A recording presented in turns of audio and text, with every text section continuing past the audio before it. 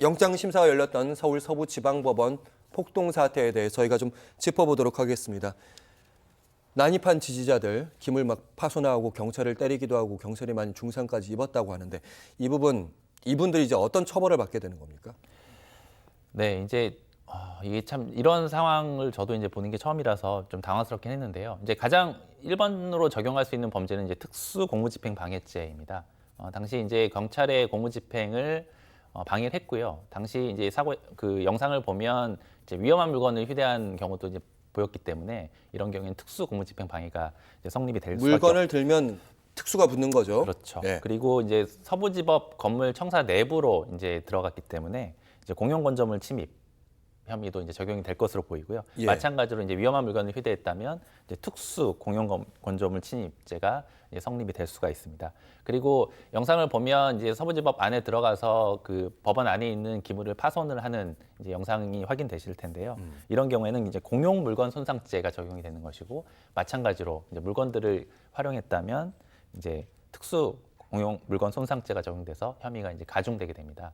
특히 일각에서는 이제 뭐 다중이 집합해서 했기 때문에 이제 소요죄가 성립하는 거 아니냐 이제 이런 견해도 제시가 되고 있는데 사실 이제 이 법조 실무를 하는 저희 변호사들이 볼 때 소요죄라는 것은 사실은 이제 겪어본 적도 없고요. 그러니까요. 예, 또 이제 저희 방송을 위해서 한번 판례 리서치를 해봤는데 소요죄가 적용되는 것들은 이른바 이제 5.18 사태 민주화운동 당시에 당시 당시 80년도 검찰이 뭐 소유죄를 적용했다거나 아니면 제주 4.3 상황에서 뭐 그런 혐의를 적용했다거나 그러니까 사실 현재 뭐 일종의 사문화된 법이다. 그렇죠. 예. 법조 실무하는 입장에서는 사실 흔하게 접할 수 있는 범죄가 아니거든요. 하긴 내란죄 혐의도 마찬가지고요. 그렇습니다. 예. 그래서 아마 확률적으로 보자면 소유죄보다는 앞서 말씀드렸던 이제 공무집행방해나 이제 공용건조물 침입 그리고 공용물건 손상 그리고 지금 경찰이 또 다쳤거든요. 예. 그러면은 이제 특수공무집행방해 치상죄 치상죄. 등이 적용될 수 있을 것 그러면 같습니다. 이분들은 대체로 이제 그러니까 건물 안에 들어가서 물건을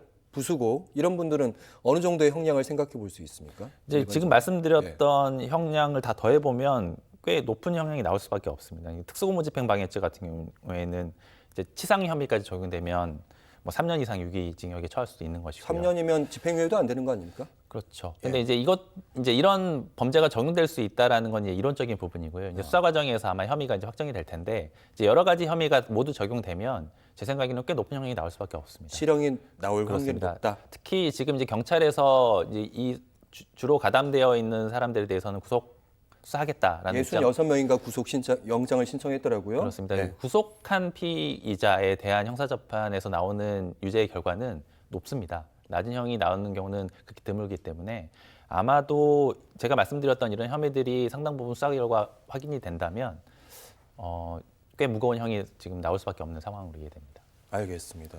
다시는 이런 일이 없어야 되니까 저희가 확실하게 짚어보는 거고 이 질문을 꼭 드리고 싶었어요. 왜냐하면 당시 서울 서부지방법원의 7층에 판사실이 있었는데 거기까지 마치 알고 있었다는 듯이 올라가서 문을 깨부수고 들어가거든요. 이런 분들은 어떻게 되는 것인지 그리고 판사를 살해하겠다 이런 글을 올리고 자수하는 사람도 있습니다. 이런 사람들은 어떻게 수사를 받게 되는 것인지.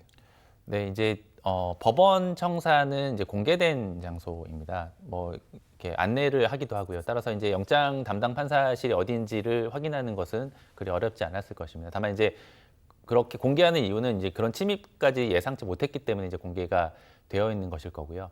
따라서 그런 부분까지 이제 파악해서 침입한 이제 가담자들에 대해서는 상당 부분 수사가 진행이 되고 아마 기소가 될 확률이 현재로서 매우 높아 보이고요. 지금 말씀하셨던 것처럼 뭐 판사를 살해하겠다는 협박을 한다거나 아니면 그와 비슷한 형태의 협박글을 만약에 이제 올린다거나 문자 메시지를 보낸다거나 하면 이제 정보통신망법상 이제 협박죄 등이 적용될 수가 있습니다. 예. 특히 이제 살인을 하겠다라는 협박글이나 이런 부분에 대해서는 단순히 글만 올렸다고 하더라도 수사기관 입장에서는 강하게 수사를 하겠다라고 지금 입장을 밝힌 바 있기 때문에 이 부분에 대해서는 아마도 치밀한 수사가 이루어질 것으로 지금 보입니다.